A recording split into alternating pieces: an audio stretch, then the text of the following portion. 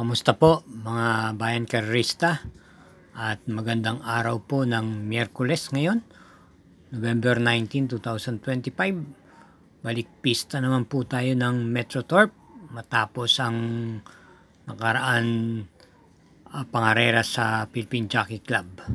Meron po tayong 7 pangarera at magsisimula po ito ng alas 5 ng hapon.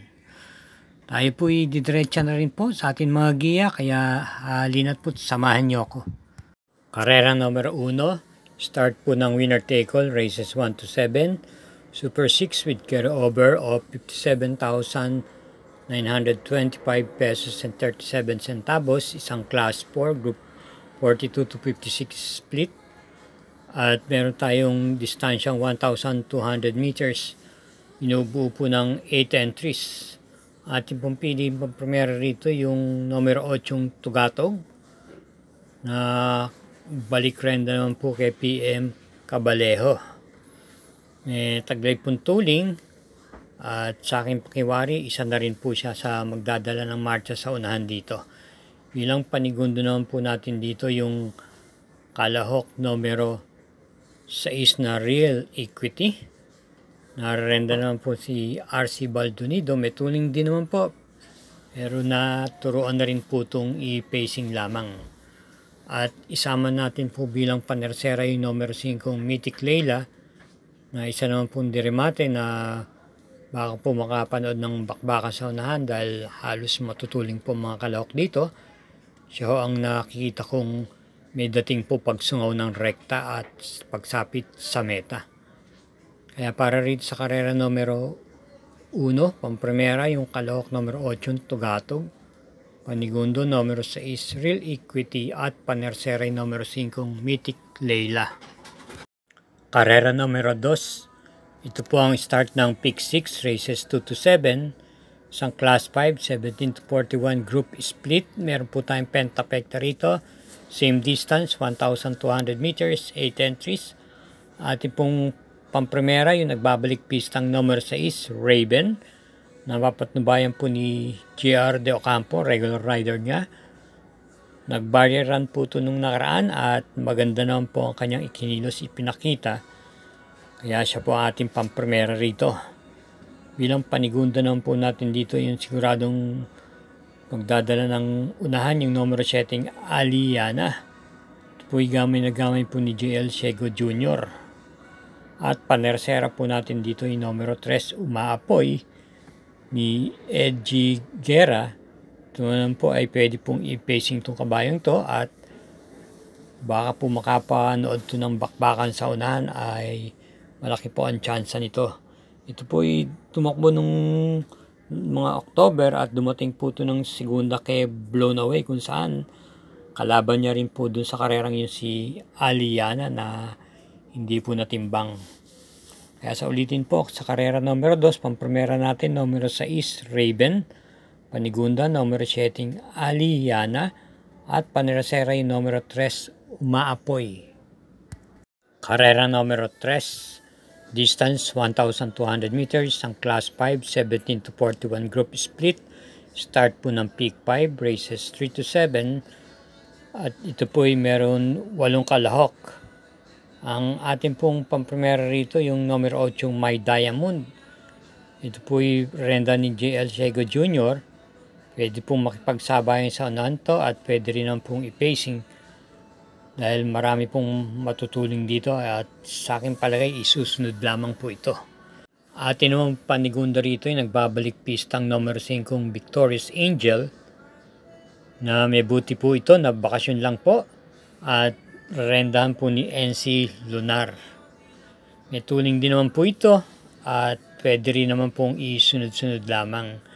Kaya para rito sa karera numero 3, pampremera yung numero 8 My Diamond, panigundo yung numero 5 Victorious Angel. Karera numero 4, start po ng peak 4, races 4 to 7, may distansyang 1,200 meters, meron pong Super 6 dito. At isang class 5, 17 to 41 group split, binubuo po ng 8 kalahok. Pampremera po natin dito yung numero 5 Streisand. Nararendahan po ng regular rider niyang si JL Shego Jr. Pwede po itong isunod-sunod lamang, pero may taglay din naman pong tuling to. Pero dahil maraming matutuling dito, sa akin tingin ay isusunod lang po ito. Bilang panigunda naman po natin dito, yung malalimadong numero 3, Sir Williams, na si MM Gonzales na rin po ang rerenda. Kaya para rito sa karera numero 4, pamprimera yung numero 5, Streisand, at panigundo yung numero 3, Sir Williams. Para po lagi tayong updated sa mga giya, huwag po tayong makakalimot na mag-subscribe, pakishare na rin po at i-hit po natin yung notification bell at like button. Salamat po.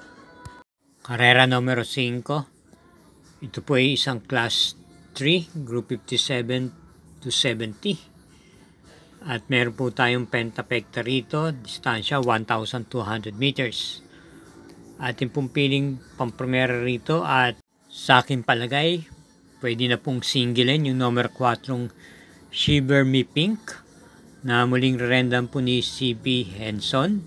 Impresibo po ang kanyang pagkakapanalo yung huling laban niya kung saan tinalo niya po si Resonant na minamagaling po sa pista at nakapagtala po siya ng tiyempong 1 minute and 24 sa distansyang 1,400 meters. Kaya sa tingin ko, pwede na pong single into rito. Numero 4 sa karera numero 5. Karera numero 6, penultimate race. Isang class 5, 17 to 41 group split with pentapekta, distance 1,200 meters, 8 entries. Pamprimera yung numero 5, Walof, na muling rendan po ni LF Desus. May taglay pong tuling tong kabayong to. Huwag lang po susumpungin ng bisyo, ay malaki po ang kanyang panalo rito. Atin naman pong panigunda naman dito yung numero 6, Axis Deviation, na may taglay pong tuling at pwede rin pong i-pacing. Nagagamayan po nito ni JL Santiago. Kaya dito sa karera numero 6, dalawa lang po pili natin. Pamprimera yung numero 5, Walof, at panigundo yung numero 6, Axis Deviation. Karera numero 7, last daily double, para tingan po ito ng winner take all. Pick 6, pick 5 at pick 4, at meron pong super 6 ditong nakapaloob. Distansya 1,200 meters, ang class 5, 17 to 41 group split, 8 entries. Ano pong pamprimera rito yung numero 6, Tanging Ikaw. Papatnubayan po ni DL Camanero Jr. May tuling din po itong kabayang to na pwedeng sumabay po sa harapan. At basta sa kanyang tinakbo na karaan, pwede na rin po itong isunod-sunod lamang.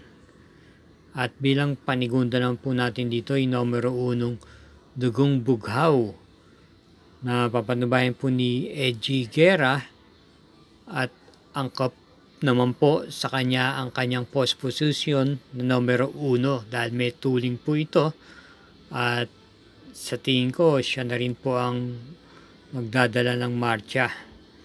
Bilang panersera po natin dito yung number setting Chef Cut na isa pa rin may taglay na bilis, at papatnubayan naman po siya ni AB Serios. Kaya para rin sa karera numero 7, pamprimera yung numero 6, Tanging Ikaw, panigunda yung numero 1, Dugong Bughaw, at panersera yung numero 7, Chef Cut. Okay mga katrokis, dito na lang po muli tayo nagtatapos.